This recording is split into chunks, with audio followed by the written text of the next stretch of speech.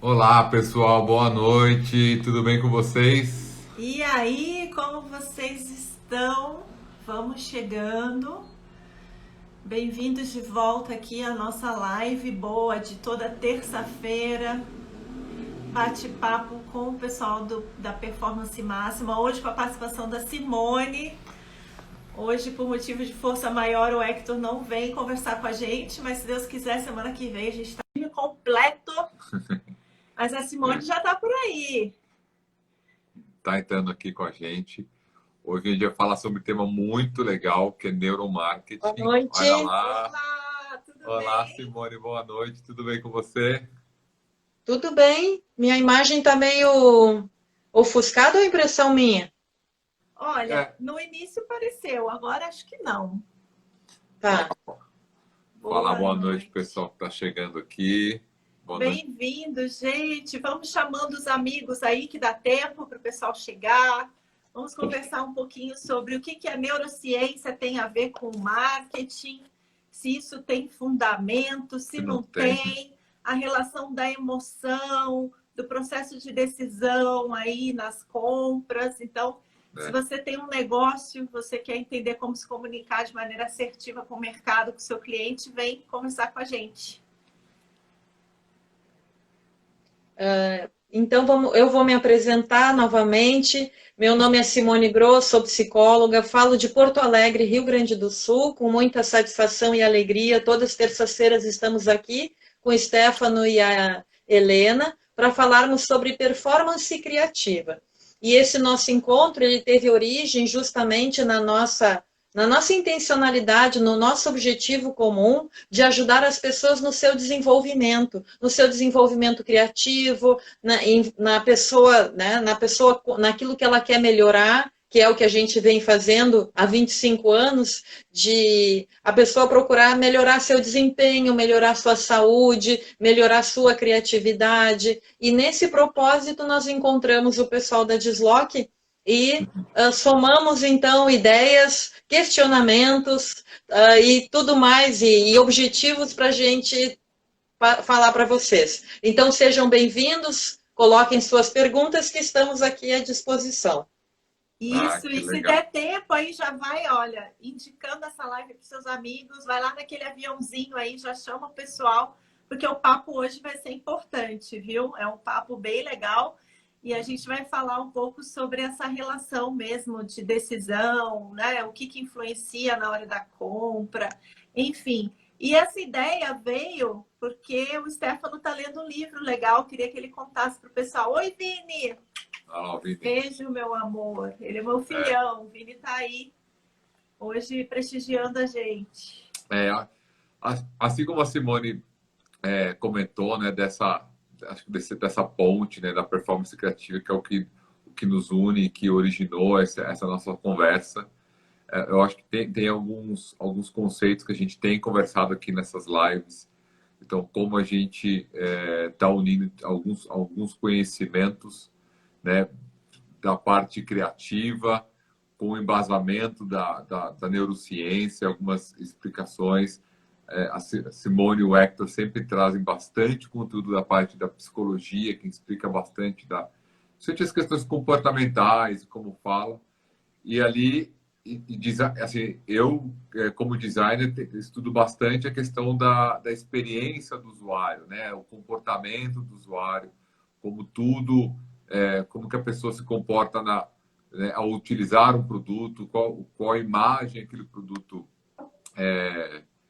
representa para ele e né, perante a sociedade, estudos de tribo e tudo mais. Aí eu estou lendo um livro aqui, eu trouxe aqui para mostrar para vocês, que é esse aqui, ó, né, do Ah, Martin, que chama a Lógica do Consumo. Esse livro eu ganhei de um amigo meu que é especialista em marketing, o Gustavo, e eu tô aqui mais ou menos na metade do livro e tem alguns conceitos sobre neuromarketing que eu acho que casam bem com o nosso tópico e eu acho que seria legal a gente explicar um pouco para as pessoas. Acho que é um termo que tem emergido bastante no mercado, muitas pessoas falando Então, tem alguns pontos, né, que eu acho que vale uma reflexão para explicar para todo mundo um pouco, né, o que é esse neuromarketing, né, como que isso se direciona, né? Então, para dar uma visão geral para as pessoas, assim, para levantar a bola aqui do nosso bate-papo de hoje, eu vou explicar um pouco do conceito geral, né? Então, assim, o neuromarketing também tem no mercado ali um termo muito similar, que é o neurodesign, que já começou a emergir há um pouco tempo atrás, mas ainda não é tão divulgado. Tem conceitos praticamente bem similares, que é o uso específico da neurociência, né? Então, o neuromarketing ele vai focar principalmente no estudo da neurociência voltado ao consumo, né? Então, é aquela coisa. Se você um dia comprou, se você tem na sua casa algum produto que você comprou e você não utilizou, isso é resultado do neuromarketing. Aquele é um produto que você compra por impulso, por algum motivo você achou que você precisava, sendo que na verdade você não precisava, né? Então, isso acaba sendo uma evidência muito forte desse impacto do neuromarketing, que às vezes ele te instiga na compra, ele te mostra uma necessidade, e às vezes o produto é bom mesmo, ele te convence que aquele produto é bom, só que não necessariamente ele cabe dentro da sua vida, então você acaba fazendo uma compra emocional e não lógica. Então, tem alguns pontos que eu queria colocar aqui, né, para a gente discutir a respeito dessa parte do neuromarketing, que é explicar para as pessoas um pouco isso e um pouco como comportamentos podem ser utilizados, e sempre a gente está aqui buscando explicar para as pessoas, né, terem ideias, ampliarem a sua performance para vocês, para o seu empreendimento e gerarem um negócio assim, mais benéfico. Né? Mais bem sucedido, né? Mais assertivo, para que a gente possa escolher as estratégias que realmente funcionam, né? Eu gosto de falar que existe uma relação direta. Eu vejo uma relação direta entre os fundamentos do neuromarketing, por exemplo, com as estratégias do design aplicadas à experiência do usuário, por exemplo, né? Porque o objetivo acaba sendo o mesmo. Quando você desenha, né, dentro de um negócio ou no desenvolvimento de produto, essa perspectiva de proporcionar uma nova experiência, que é um olhar do designer, né, bem aprimorado para isso, para esse objetivo, eu acho que são linguagens diferentes, mas que buscam esse objetivo, né, de causar nas pessoas esse impacto, de oferecer a elas algo relevante, algo que traga um conforto emocional, para que essas pessoas tenham uma conexão com a marca, né, que elas se conectem, que elas realmente se sintam familiarizadas, né, com essa marca. Então, por isso também que a gente quis falar um pouco sobre isso, porque a gente pensou, poxa, realmente é um universo que tem a ver com o pensamento do designer. E para quem ainda não sabe os detalhes sobre o que a gente faz no nosso trabalho, o Stefano é designer, já há muitos anos, trabalhou, ele pode contar um pouco mais sobre o trabalho dele, né, principalmente no ramo automotivo, e agora aplicando para desenhar negócios. E eu também trabalho com treinamentos de desenvolvimento e me especializei em neurociência nos últimos anos para que pudesse trazer realmente esse conhecimento, agregar esse conhecimento sobre o comportamento, né, os padrões de comportamento, para entender essas emoções, como tudo isso está relacionado com a nossa decisão, nossos padrões de decisão, como isso influencia, né, no nosso dia a dia aí, essas decisões, e também como que a gente pode utilizar desse conhecimento para aprimorar as nossas competências, e principalmente nossa competência criativa, que é o foco do nosso trabalho. Então, eu queria dar boa noite aqui para algumas amigas que entraram, a Rosane, a Rosana, a Simone, a Rô, e ali tem mais algumas pessoas que foram entrando que eu acabei perdendo. A Simone, a gente já fez uma live hoje sobre liderança sustentável. A Simone que é uma líder da sustentabilidade lá em Gramado. Então, a gente já conversou sobre isso hoje.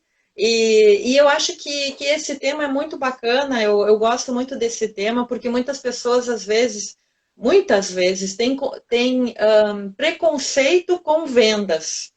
As pessoas têm essa ideia de que a pessoa quer me vender algo, né? Então, elas esquecem que na vida tudo é uma troca. Então, tudo vai ter, né, um valor de troca na nossa sociedade e a gente entender como é que se dão essas trocas, isso é muito importante.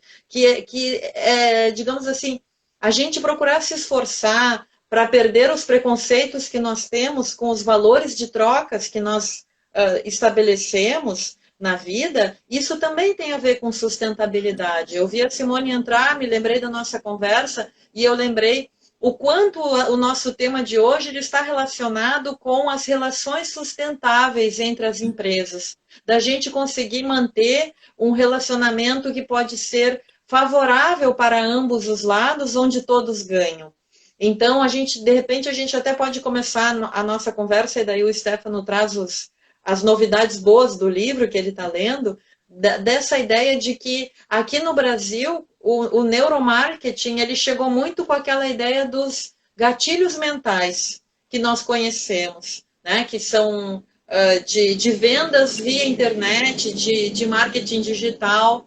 E digamos assim, a fórmula do lançamento, né, que ficou conhecida, ela vai trabalhar muito a questão das crenças de escassez, de que eu vou ficar fora disso, então de que a promoção vai acabar. Ela tem um modo de agir muito no emocional do consumidor. E esse lado, o emocional do medo, não é o emocional positivo, que a pessoa consegue se transpor, se imaginar numa experiência positiva e com isso vai adquirir aquele produto. Então, os gatilhos mentais propostos e que chegou aqui no Brasil foi muito naquela linha da persuasão e da manipulação que não é positiva, que é essa que você falou, Stefano, que a pessoa acaba adquirindo um bem que não tinha utilidade nenhuma, que foi uma compra totalmente emocional, absurdamente sem utilidade, sem reflexão, e isso acaba causando frustração. Então, digamos assim, que este uso do conhecimento da psicologia e da neurociência para manipular o consumidor é algo que a gente já passou por isso e agora a gente precisa, principalmente porque durante a pandemia o e-commerce cresceu muito, as pessoas tiveram que fazer suas compras online, então digamos assim que é urgente que mudem as formas de abordar o seu consumidor, com respeito e estimulando ele a pensar, ainda que as nossas decisões sejam, a grande maioria, mais de 85% emocionais, a gente pode usar estratégias que façam com que o nosso, digamos assim, o nosso cliente, ele consiga refletir, ele pense antes de adquirir o nosso produto. E é bacana isso, porque também é mais um dos grandes aspectos que nos unem, nós, Desloque e Máxima Performance, porque nós temos esse objetivo, que as pessoas que queiram adquirir os nossos serviços, elas queiram porque estão pensando, elas entendem qual é o objetivo delas com aquele serviço que elas estão adquirindo. Elas tenham essa capacidade de refletir sobre a utilidade, sobre o quanto nós podemos contribuir na vida delas. Então, acho que esse tema é muito bacana mesmo. Eu acho um ponto bem importante esse que você falou, Simone, porque, assim, primeiro a gente tem que trabalhar um pouco em cima dessas crenças sobre manipulação, sobre influenciar pessoas, porque, na verdade, a gente consegue trazer algumas ferramentas que facilitam alguns processos. Eu sempre digo que neuromarketing, essas estratégias, gatilhos mentais, são facilitadores de um processo que nos colocam num estado mais favorável para, pelo menos, ouvir uma informação, para aumentar o nosso interesse, mas cada pessoa tem a sua percepção sobre as coisas, cada pessoa, de acordo com as crenças que ela já tem estabelecidas, com as suas experiências vividas, com todo o repertório que ela adquiriu ao longo da vida, ela vai tomar decisões baseadas em critérios muito únicos, muito próprios. Então, não existe uma receita que você dá um tiro e acerta em todo mundo. Não é assim, né? Não é fácil assim. E o problema é que as pessoas vendem isso como sendo algo fácil, como sendo um caminho, né? Uma via muito rápida. Faça isso, fale aquilo, que você vai manipular as pessoas vão comprar. E não é bem assim, né? Eu acho que o nosso papel aqui é esclarecer isso. Mas sim, existem ferramentas muito válidas, muito importantes, que ajudam a facilitar o entendimento, facilitam esse interesse. Mas não necessariamente vai funcionar para todo mundo e não deve ser usado como uma ferramenta de manipulação. Eu vejo que toda essa questão que a gente, né, tá passando ainda mudou muito a visão das pessoas do consumismo, né? Acho que as pessoas, por passarem dificuldades e desafios financeiros maiores e tudo mais, gerou assim um processo mais lógico na compra, né? Das pessoas economizarem mais, não saberem um pouco do imprevisto do dia de amanhã. Tem muitas pessoas que seguraram mais esse lado, né? É lógico também que o consumo tem aquele lado também de satisfação, de prazer, né? De você, né, comprar algo e, né, se dar um presente e tudo mais. Tem esse lado, né, um pouco do que preenche o ego ali e cria um sentimento de satisfação para as pessoas. Agora, eu como designer sempre busco fazer exatamente como você falou da questão da sustentabilidade. Eu lembro a primeira vez que eu ouvi falar sobre sustentabilidade foi na palestra de um italiano, Enzo Manzini, em 2002. Foi quando ele falou sobre a questão toda do conceito de sustentabilidade e como isso era aplicado principalmente no design, na arquitetura, e poderia ser aplicado em qualquer ramo. Que assim, eu vejo muito sempre a questão do bom negócio, né? Eu preciso te vender algo que você realmente precisa. Então, o designer sempre foca em comunicar com a pessoa que precisa daquele produto que compra. Então, eu acho que a questão do que você falou do neuromarketing, né, como ele falou, de induz, o que você falou da questão da forma do lançamento, que leva a coisa foca mais na parte emocional, eu vejo a parte que assim, emocional do medo, da ameaça, né? Então, Porque a parte emocional sempre vai estar envolvida. Mas quando a gente foca no medo e na ameaça, o objetivo é a manipulação. Manipulação negativa, no caso. E a gente vê que a ideia sustentável, venda sustentável, é a combinação dos dois, a combinação da emoção com a lógica. Ou seja, você não quer ganhar uma venda, você quer ganhar um cliente. A hora que você compra um produto que você não utiliza depois, aquela empresa conseguiu uma venda. Agora, se você compra o produto, você usa, é bom, e você compra de novo, você indica, né, tem muitos produtos que às vezes a gente compra, a gente acha tão bom que a gente compra outro e dá para alguém de presente. Fala assim, nossa, toma isso aqui que eu comprei, é ótimo. Essa é a venda sustentável. Essa empresa, ela conseguiu um cliente, não conseguiu uma venda, né? Porque você comprou, não usou, você se arrependeu. Isso é um péssimo negócio. Então, por exemplo, assim como a Helena comentou, eu trabalhei focado em design automotivo durante 15 anos.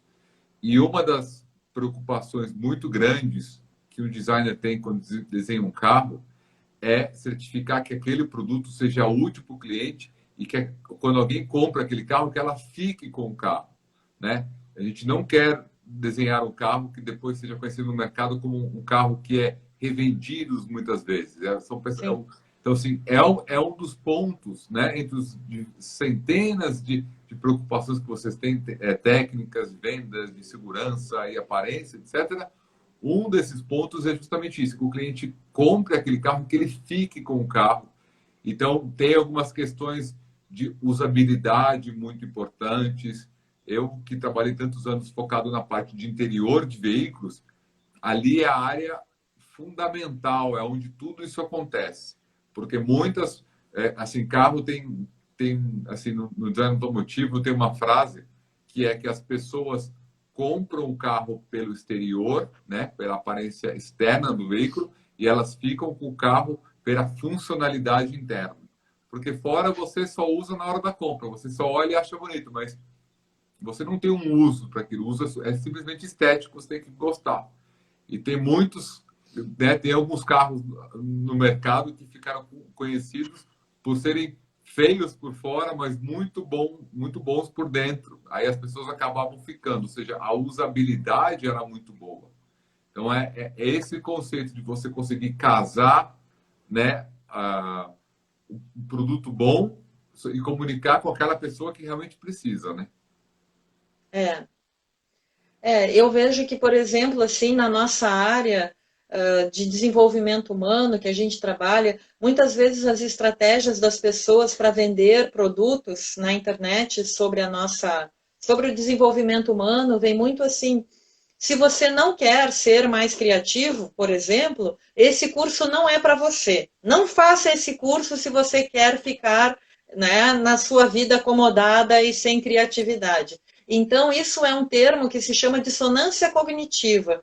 Então, você cria um conflito na pessoa, né? Mas, assim, é uma dessas estratégias que vai pegar a emoção pelo negativo. Então, as pessoas elas precisam começar a ficar mais atentas a esse tipo de estratégia, né? Outra estratégia muito comum, que a Helena deve conhecer também das redes, é aquela: venha conhecer as técnicas do Steve Jobs de produtividade. O que o Jeff Bezos faz, né, às 4 da manhã. Então, esse tipo de estratégia, que ela é vendida como uma fórmula mágica, as pessoas gostam muito porque vai pegar nessa parte emocional de encontrar uma fórmula fácil. Eu vou encontrar uma solução fácil para realizar as minhas metas. Então, as pessoas vão nessa ideia de que ser um Jeff Bezos é fácil. Basta fazer um curso ou ler um livro e eu vou me transformar em um. Então, é muito importante que as pessoas comecem a ficar atentas a esse tipo de estratégia que vai com promessas pelo emocional e não pela questão de racionalidade, de utilidade, né, de se isso realmente tem a ver comigo. Então, assim, toda boa estratégia ela vai ser aquela que é mais personalizada possível. Né? E a gente vai entrar agora, né, nisso cada vez mais. Por exemplo, a medicina, ela está caminhando para isso cada vez mais na medicina, através dos exames de imagem e outros tantos que eles estão detalhando cada vez mais, vai ser possível a gente perceber que tipo de alimento faz mal para mim, mas não faz para vocês. Né? Por exemplo, se eu comer uma maçã, ela vai ter um efeito na minha glicose, um efeito na bioquímica do meu corpo, que vai ser diferente no Stefano, que vai ser diferente na Helena. Então, essa individualidade, essa personalização das áreas são possíveis através da neurociência, e também eles estão usando cada vez mais esse tipo de imagem, esse tipo de exame, também na neurociência, para ver se isso aqui vai vender ou não. Se, por exemplo, esse produto, estimulando os sentidos da pessoa, está estimulando prazer, está estimulando dopamina para que ela compre mais, ou está estimulando nojo ou insegurança. Estão cada vez mais usando, porém, sempre é preciso a gente considerar essa questão da singularidade. Nada vai ter o mesmo efeito, nem um cheiro, nem um gosto, nada que as pessoas tentem usar para vender mais vai ter o mesmo efeito em todas as pessoas. É verdade. Então, né, por exemplo, assim, deve ter lá no livro, né, Stefano, a questão de cores para estimular fome, né? Para poder vender mais, se usa determinadas cores, para que a pessoa tenha a sensação de fome. Então, nada vai ser universal. Então, eu vejo que esse caminho, ele é ainda, embora muito complexo, ele é lindo, porque a gente vai descobrindo cada vez mais a singularidade do indivíduo, e menos essa massificação. E isso vai nos levar a esse consumo mais sustentável, a esse planeta mais sustentável que nós queremos. Então, isso é muito importante que a neurociência venha a contribuir para isso, mas não para que as pessoas usem isso, como a Helena colocou, de uma forma para manipular, mas sim para identificar digamos assim, o quanto esse indivíduo é único e especial. É verdade. E isso vai exigir mais criatividade das pessoas. Porque bem lembrado. se tem uma fórmula que funciona para tudo, então eu não preciso ser criativo, certo? Porque então eu uso uma fórmula X que funciona para todo mundo e aí meu problema está resolvido. Acontece que a gente já conversou sobre isso aqui, né? Das outras vezes, o nosso cérebro ele vai sim ter uma preferência pelas vias mais rápidas, pelo conforto. Então, é lógico que todo mundo quer uma fórmula mágica e que funcione para tudo. Mas a gente precisa se dedicar um pouco, se esforçar um pouco para sair, né, dessa dinâmica, porque a gente precisa se questionar mais. Mas será que esse script que está em todos os posts, em todos os lugares, será que isso realmente é assim? Tem que ser tudo igual? E aí, no fim, todo mundo fala a mesma coisa, usa a mesma sequência de ideias e todo mundo trabalha os mesmos pontos. Isso não é criativo, né? Então, a gente precisa se questionar mais. Inclusive, a gente precisa estudar mais, né, Simone? Porque, às vezes, sim, a gente quer algo pronto e mastigado. Então, digito no Google, técnicas de neuromarketing. Mas você sabe quem é que está escrevendo sobre isso? Você sabe quem realmente está falando?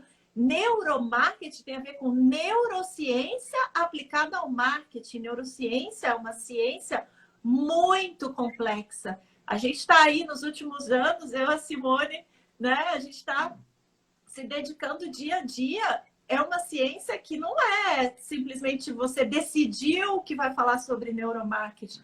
Você precisa ser um especialista em neurociência e aplicar isso ao marketing. Então, a gente tem uma carência no mercado de especialistas. E aí a gente está vivendo a era do neurocoisas, neuromarketing, neurodesign também. Neurodesign. Todo mundo fala de neuro isso, neuro aquilo, porque acha bonito.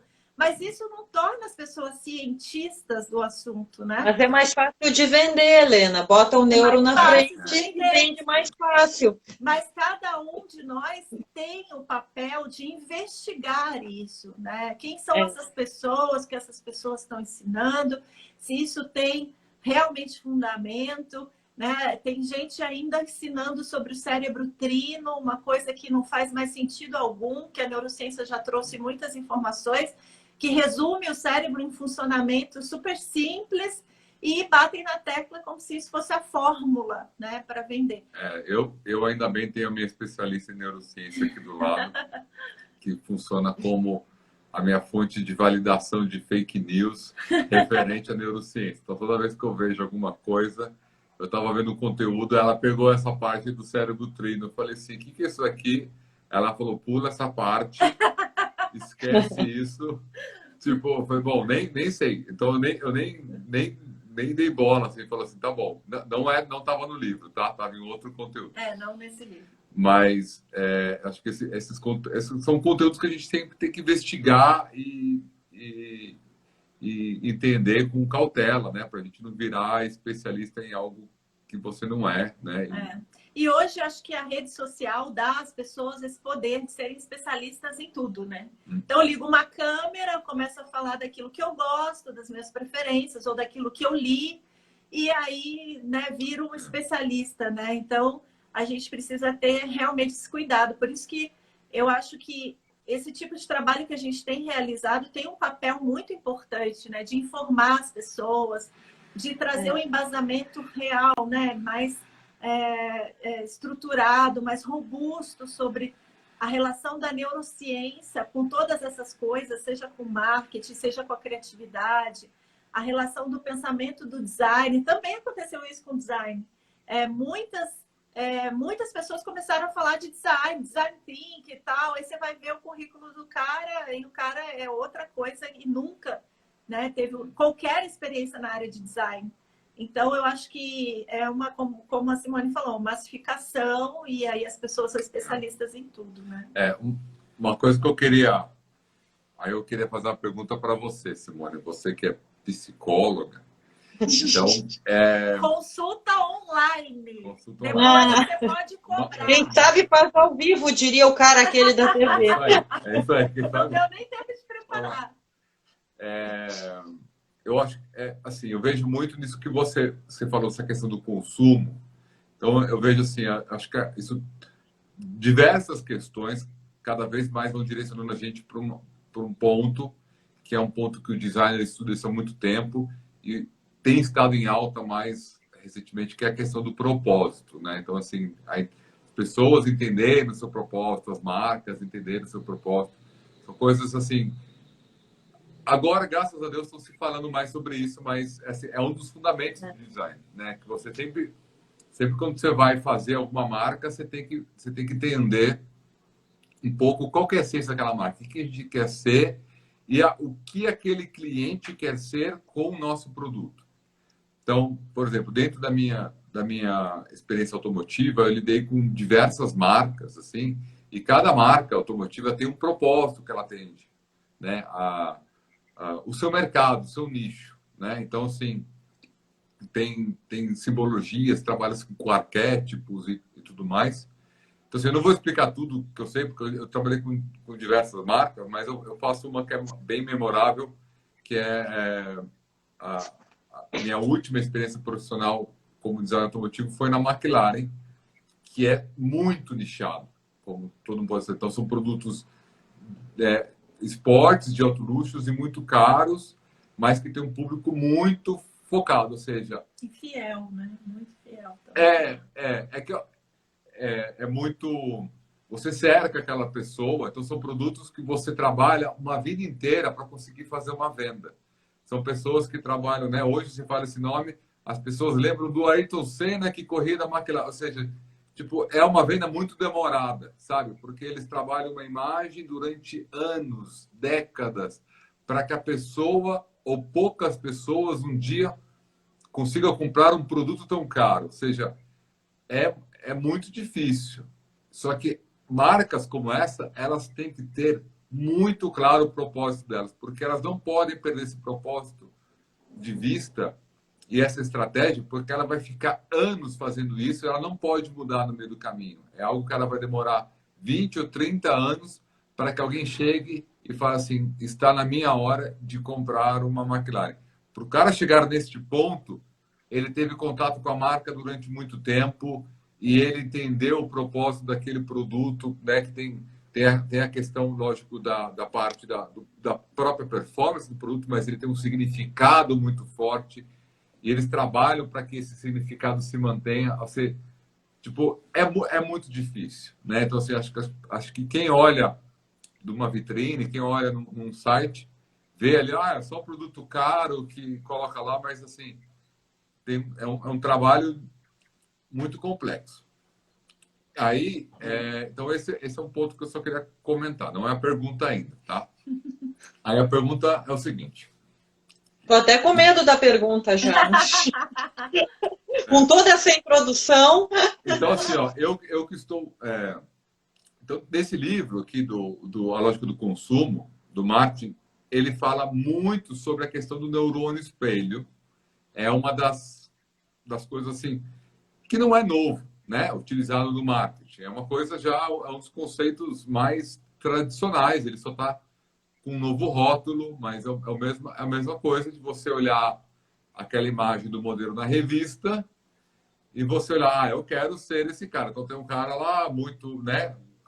Ele é bonito, ou seja, aparência saudável, aparenta sucesso, e ele usa um relógio. E é como você falou, nossa, para mim ter o sucesso que ele tem, eu preciso daquele relógio. Então isso, né? Então isso vai muito do espelhamento, do espelhamento. Então, assim, aquela marca, às vezes o propósito dela está muito claro de ser, né, por exemplo, se remeter ao sucesso, né, assim, de se remeter, de prover isso para os clientes dela. Só que eu vejo que às vezes as pessoas, né, entram nessa questão emocional de olhar e falar assim, nossa, eu quero ter sucesso, quero aquele relógio, eu quero aquela roupa, quero aquele carro, quero, sabe? Eu começo a comprar. E aí a gente entra num looping de compras e compras totalmente emocionais, até o momento que as pessoas elas se olham e falam assim, nossa, mas isso aqui, quem sou eu? Eu não, né? A pessoa não se vê mais naquela roupa, aquela série de produtos que ela andou escolhendo. Às vezes tem pessoas que percebem, tem pessoas que não percebem, mas quando as pessoas percebem, aí entra uma questão muito, né, um conflito muito grande dela. Fala assim, nossa, me venderam um propósito que não é o meu, né? Uhum. Então, assim, como aí tá a pergunta, né? Dessa questão do as marcas que mostram propósitos que são interessantes, só que as pessoas não conseguem casar muito bem com o propósito dela. Não conseguem falar assim, nossa, é isso que eu quero para a vida. É isso que eu queria, né? Como que as pessoas conseguem identificar isso e como... Então, assim, o que eu queria perguntar para você era como que as pessoas conseguem entender melhor os propósitos delas para que elas possam saber Comprar o, melhor. como comprar melhor, assim, do outro lado. Porque as marcas, elas estão trabalhando para saber o propósito delas. E elas vão colocar o propósito delas nas vitrines. Só que eu vejo que as pessoas estão olhando e estão topando, estão sendo induzidas, mas, pô, qual é o propósito legal? Pô, o cara lá, saudável, é o propósito legal. Não vou culpar a marca por isso. Mas as pessoas, às vezes, se perdem e vão nesse impulso. Então, como que as pessoas podem se entender melhor essa parte do propósito delas mesmas, assim, de se identificar com isso tudo? Sempre, sempre, Stefano, cada caso é um caso, né? Cada um vai ter que analisar pessoalmente, que nem a gente falou, cada vez mais a gente vai evoluindo para a personalização das situações. Então, isso é muito pessoal. Uma pessoa, ela pode, principalmente adolescente, que tem essa necessidade de aceitação pelo grupo, querer aquele celular, aquele tênis, aquela roupa para estar inserido no grupo, né? Então, é uma razão pela qual um adolescente vai precisar de um produto ou de outro. Mas a pessoa numa idade adulta que ainda compra para ser aceito, para pertencer, ela vai ter que avaliar mais profundamente as suas carências afetivas que ficaram na sua caminhada, na sua história pessoal. Porque a gente sabe que aquilo que a gente compra tem muito a ver com o valor que a gente coloca naquele objeto, o valor emocional que eu coloco naquela compra, naquele objeto. Então, a pessoa perceber, procurar observar o quanto de valor afetivo ou emocional ela está colocando naquele objeto. E ela vai fazer isso a partir de um autoconhecimento, dela perceber. Por exemplo, ela pode fazer uma análise das últimas compras que ela fez, ela pode revisar os valores, que já são lives anteriores que a gente já fez aqui também, de ela listar os seus valores, observar o que está conduzindo, porque os valores, eles são a nossa bússola interna, são aqueles que direcionam as nossas ações junto com as emoções. Né? E muitas vezes a gente acaba não agindo de acordo com os nossos valores em função do processo emocional. O meu valor é mas eu acabo comprando, porque comprando este objeto vai representar que eu faço parte de determinada classe de pessoas, determinado tipo de coisa. Então, assim, dentro, por exemplo, da minha história pessoal, eu acho muito engraçado, é até uma piada, porque eu esperava ter evoluído em termos de compras, viu, Stefano? Mas eu sou do interior e tive que vir para Porto Alegre, né? E sempre com o dinheiro contado. Meu pai dava o dinheiro contado para passar o mês, então tinha que contar quanto que tinha para passagem de ônibus, quanto que tinha para o pão, para o leite, para a comida, para o RU, essas coisas que vocês sabem. Então, tudo, na hora de decidir, de tomar uma decisão, quando eu estava na faculdade, eu tinha que calcular em termos de litros de leite. Era muito engraçado. Eu calculava quantos litros de leite daria para comprar com aquele dinheiro. E aí eu tinha uma noção, né, de valor das coisas e tal, porque eu precisava fazer essa administração. Então, assim que eu me formei, né, consegui, né, começou a sobrar um dinheiro além do leite, podia comprar alguma coisa mais além de leite, né? Comecei a comprar livros. Né? E aí eu passei a calcular tudo em valor de livros. Cada vez que eu ia comprar, eu calculava, mas quantos livros dá para comprar com isso aqui? Né? E eu esperava que em algum momento, porque eu estou formada há quase 25 anos, eu esperava que em algum momento eu fosse mudar a minha moeda de valor, né? Do tipo, que eu ia começar a botar algum outro elemento como comparação. Até hoje eu não mudei. A minha moeda de valor é o livro. Eu calculo. Então, isso dá para a gente ter nesse exemplo esquisito meu, né? Porque eu acho meio estranho, né? Calcular em leite e depois em livro. Tá aí muito forte a questão dos meus valores, entende? Sim. Não tem absolutamente nada. Eu não consigo mais até hoje comprar algo, claro que um carro ou outras coisas, eu não calculo quantos livros dá, né? Óbvio. Nossa, mas eu eu, 3.487 livros? Você tá louco. Exatamente, não, isso eu não faria, né? Mas assim, nessas coisas do dia a dia, vocês entendem? Roupa, bolsa, sapato, eu sempre calculo, tá, mas assim, né? Dentro do que eu estou precisando, quantos livros eu vou ter que abrir mão para comprar isso aqui? Eu estou a fim de abrir mão desses livros, né? Supostos livros que eu iria querer comprar. Então, eu vejo que este autoconhecimento, Stefano, eu entender profundamente qual é a minha moeda, qual é o meu valor. O que eu estou abrindo mão aqui? Porque sempre, né? Para a pessoa estar aqui conosco, ela está abrindo mão de algo.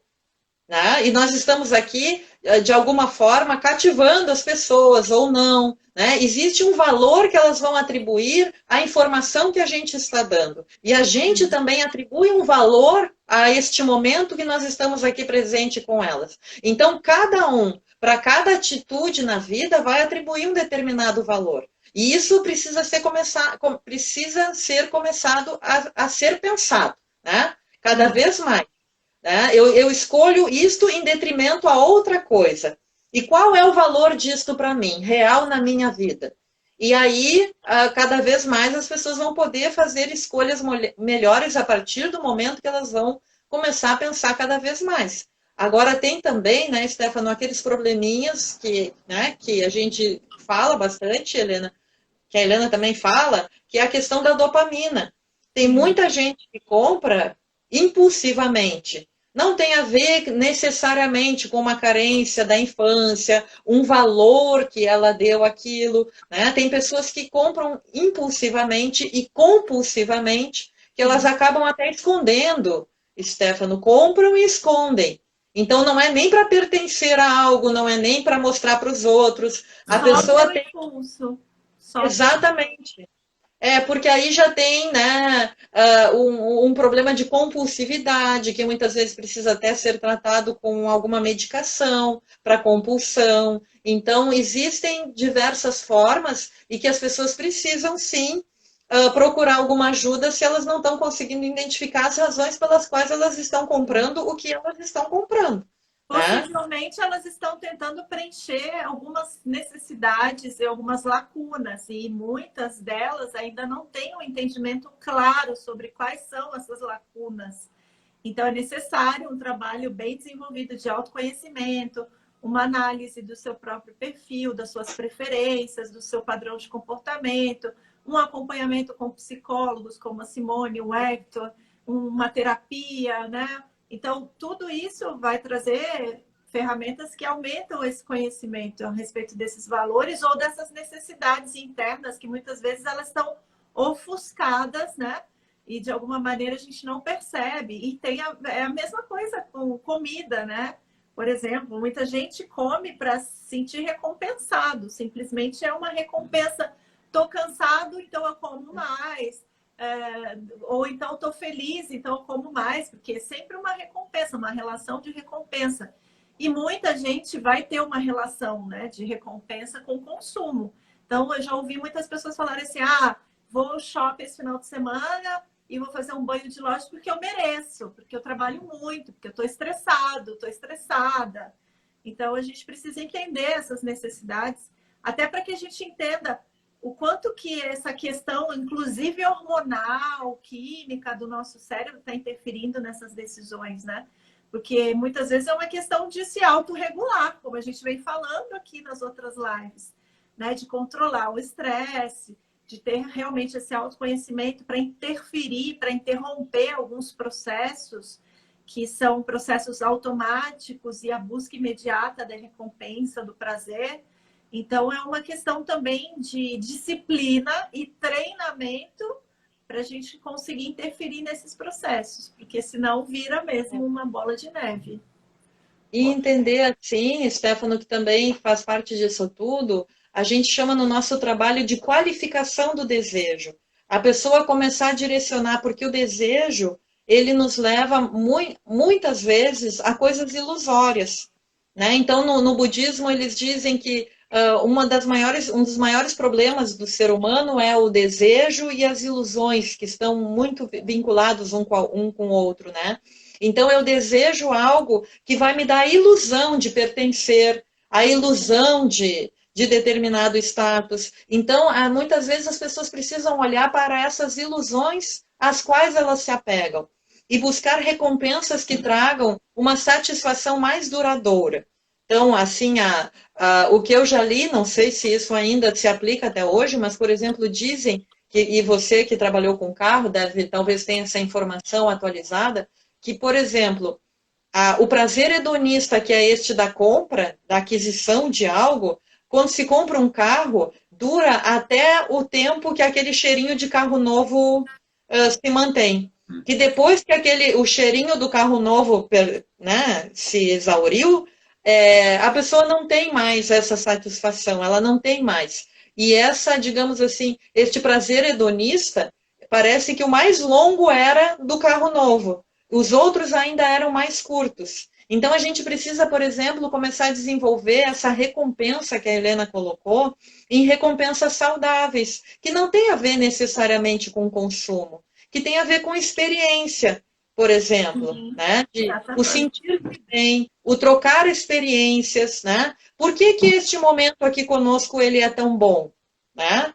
Porque existe essa troca, existe essa recompensa, os nossos cérebros gostam do contato, da troca, e a gente cultivar isto cada vez mais, né, em detrimento a ficar fazendo clique no carrinho do site de compras, seja da Amazon e seus livros. Isso que você falou da experiência realmente é uma das coisas que está mais em alta, né, antigamente era uma exclusividade de certos tipos de produto. Então você lembra talvez lojas glamourosas que a pessoa entrava e aí tinha uma atendente, servia café e tratava muito bem. Então assim, era um bom atendimento, né, direcionado para algo caro e assim e o produto barato estava largado na prateleira com um monte de coisas, né? Então assim, mas hoje, né, o bom atendimento, a boa experiência, ela já começa a ser disseminada. Assim, uma coisa que eu aprendi sobre trabalhando com carro todos esses anos é bem curioso, porque assim eu aprendi que a nossa vontade de consumo ela realmente é infinita, né? Ela é infinita, então não tem um limite.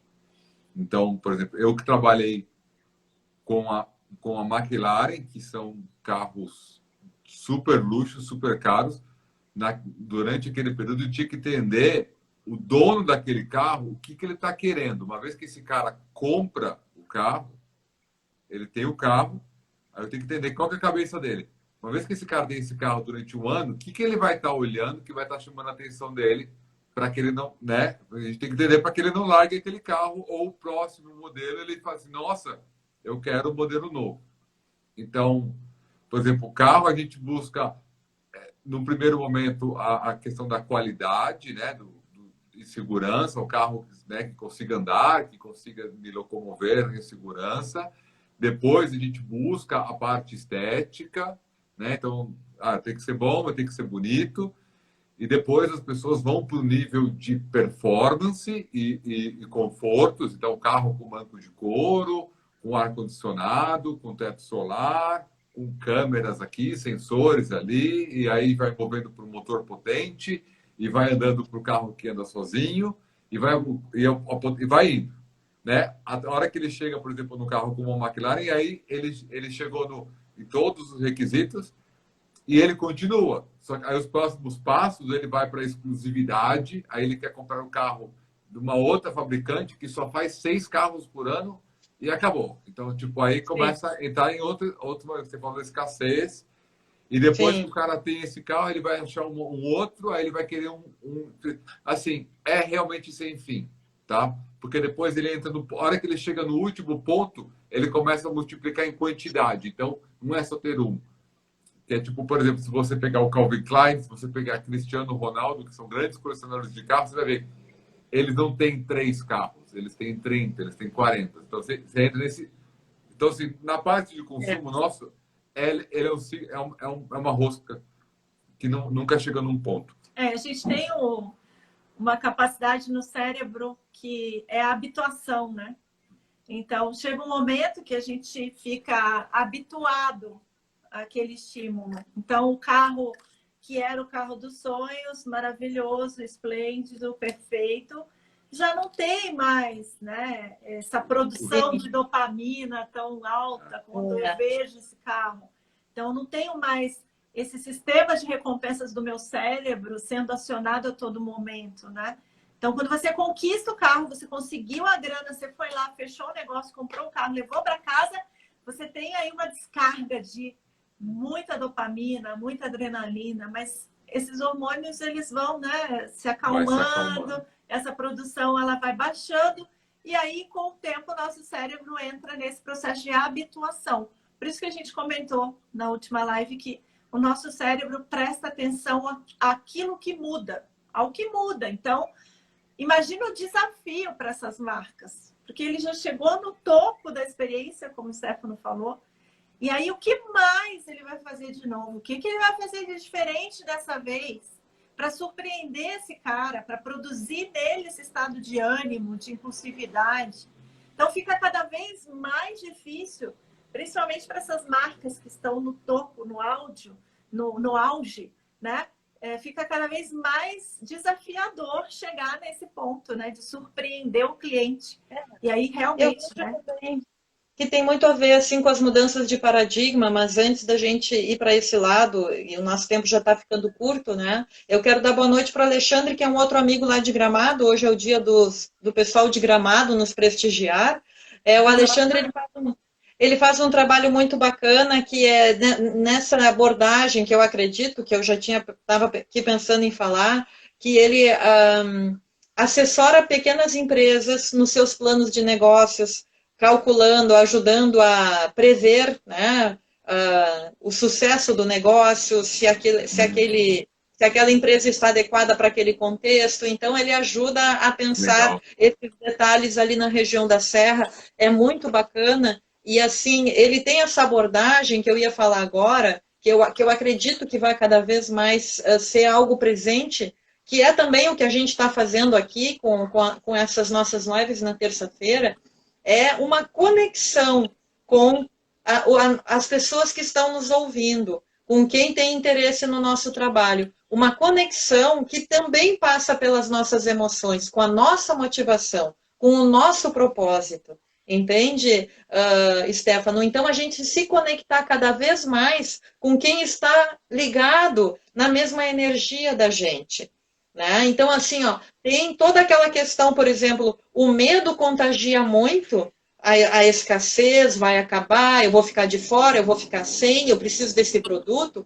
A escassez, o medo contagia, mas a energia positiva que a gente vai colocando, que cada vez mais pessoas estão investindo em negócios com este propósito, como você falou, e as pessoas cada vez mais também estão buscando, como os nossos colegas da pós estavam comentando outro dia, seus filhos dessa geração que está chegando já não são consumistas. Eles já não gostam de comprar como na geração anterior. Então, muito uma experiência, né? E acabou. isso. Então, semana passada a gente trouxe aqui o neurofeedback para vocês mostrarem um tipo de ferramenta, e aí a Helena perguntou se a gente tinha a touca, e a gente tem a touca, né? E a touca com eletrodos. E o que eu achei mais fantástico quando eu li sobre a questão do neurofeedback e tal, é que o que eu percebi assim? Eu percebi que, por exemplo, se eu faço um treino de neurofeedback, eu começo a ter frequências de ondas melhores, mais tranquilas, menos agitadas. Isso acaba interferindo nas pessoas que eu tenho contato. Tipo, contagio positivamente as pessoas. Né? E eu pensei que eu estava meio maluca quando eu pensei isso, mas aí eu achei uma pesquisa de holandeses que eles colocaram essas toucas em alunos e professores e observaram o que acontecia. E eles viram que a frequência de ondas cerebrais dos professores se sobrepunha nos alunos. Então, a técnica que o professor usava fazia bastante diferença na aprendizagem do aluno, porque ele tinha, de fato, essa, digamos assim, essa competência. Exato. Eles entram numa sintonia. Entende? Se alguém fosse colocar toucas em nós, eles veriam essa nossa sintonia de frequência de ondas cerebrais. Então, aqui, digamos assim, uma suposição minha, que a gente vai caminhar cada vez mais para isso, para cada vez mais as pessoas mudando individualmente nos seus propósitos, nos seus valores, procurando escolher com mais sustentabilidade, com mais ética, em empresas que também sabem cuidar do meio ambiente, a gente vai criar essa sintonia, a gente vai criar essa conexão para poder usar, por exemplo, o neuromarketing desta forma, usar estratégias de vendas que nos conduzam a este caminho cada vez mais e assim, ó, de verdade, não só de aparência, né? Por exemplo, empresas que dizem que investem na diversidade, mas na verdade, na prática, não é o que se vê, né? Então, tudo isso, as incoerências vão sendo percebidas no momento que a gente vai entrando nessa sintonia mais ética. Então, eu sei que o nosso tempo está terminando, então, antes de terminar, eu queria ter contado essa experiência. Legal o seu comentário, eu acho que é isso. A gente vai caminhando para uma relação mais sincera com o consumidor, mais honesta, mais positiva, né? Buscando esse tipo de influência que você mencionou, que é uma sintonia, um sincronismo que leve em conta a necessidade do outro. Por isso que eu acho que a gente está vivendo essa era do valor, da relevância. Eu preciso entregar para as pessoas algo importante para elas. Então, acho que cada vez mais as empresas estão conscientes e mais conscientes disso a cada dia. Porque, no fundo, todos sabemos que a gente não vai manipular, as pessoas não são robozinhos programados, que eu digo isso ou aquilo, e programa a mente dela para comprar, para consumir, para decidir X ou Y. Então, a gente concorda com você sobre a gente trabalhar com a singularidade, é o que cada um tem de especial, e a gente entender que percepção é único de cada um. Então, cada um vai perceber uma oferta de uma maneira, vai perceber uma experiência de uma maneira, porque a percepção é uma construção mental que a gente faz ao longo da nossa vida. Não tem uma idêntica à outra. Então, ninguém vai perceber do mesmo jeito. As pessoas vão perceber de maneiras diferentes, né? Vão sentir essas experiências de maneiras diferentes. Então, não busque as fórmulas, que são as fórmulas comuns e as fórmulas mágicas. Entenda, sim, os princípios da neurociência, os princípios do pensamento do design. Tudo isso, como é aplicado à psicologia, como ela contribui para entender emoções, comportamento, padrões. Eu acho que isso é muito importante, cada vez mais a gente entender esse comportamento humano, e a gente vem se dedicando anos e anos de estudo para isso, mas a gente faz isso para conhecer melhor as necessidades das pessoas e não para induzi-las a tomar uma decisão que não cabe na vida delas, como o Stefano bem falou, né? Comprar coisas só por comprar ou por impulso, ou para alimentar vícios e alimentar ciclos viciosos. Isso não tem a ver com o propósito, realmente. Melhor pensar quantos livros dá para comprar.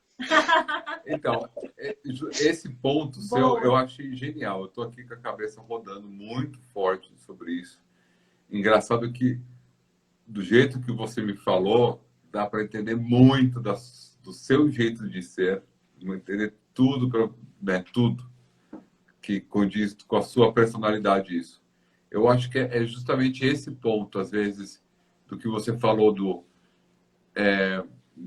da venda, que você vai, né, é sempre uma troca. Eu vou ter que te dar algo para você me dar algo.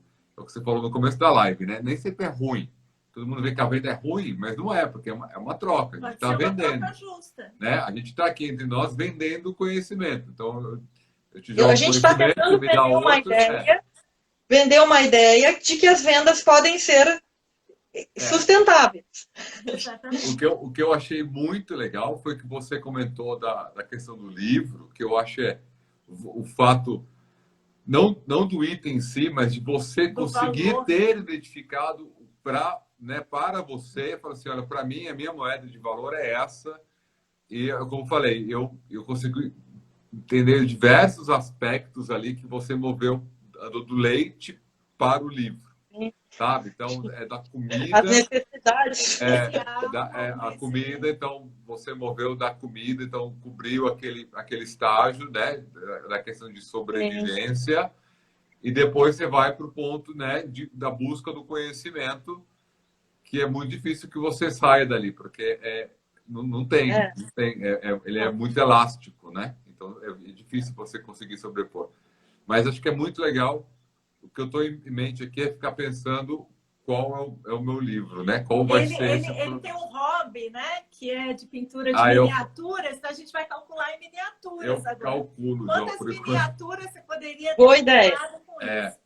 Então, hoje eu calculo isso. Nossa, com esse dinheiro dá para mim comprar tantos livros. Eu sou do time da Simone, eu calculo por livros, porque eu compro livros praticamente toda semana, eu compro um livro, pelo menos. Então, eu acho que isso eu adorei essa resposta, porque realmente clarifica um pouco do nosso valor, porque entender que a compra eu vou estar trocando, e aquilo que eu vou estar trocando, qual que é o meu valor daquilo? Eu vou trocar isso por quantos livros ou quantos... Né? Quantas miniaturas, quantas coisas você vai ter que deixar de ter ou trocar para aquilo. Então, eu achei isso bem legal, bem interessante para que a gente identifique, né? Aprendendo, né, com ela, com o Hector. Manda um abraço bem carinhoso para o Hector. Semana que vem a gente espera vê-lo aqui com a gente. A gente deve estar já encerrando. Eu acho que o Instagram hoje esqueceu de derrubar a gente, né? Que eles dão 1 hora, hoje já passou uns minutinhos. Mas semana que vem a gente está de volta. Tá bom, muito bom estar com você sempre. Beijão. Obrigado, Simone. Manda um abraço pro Hector. Beijo, boa noite para todos. Ótima noite. Muito obrigada por terem acompanhado a gente. Um abraço. Um abraço. Boa noite, pessoal. Tchau.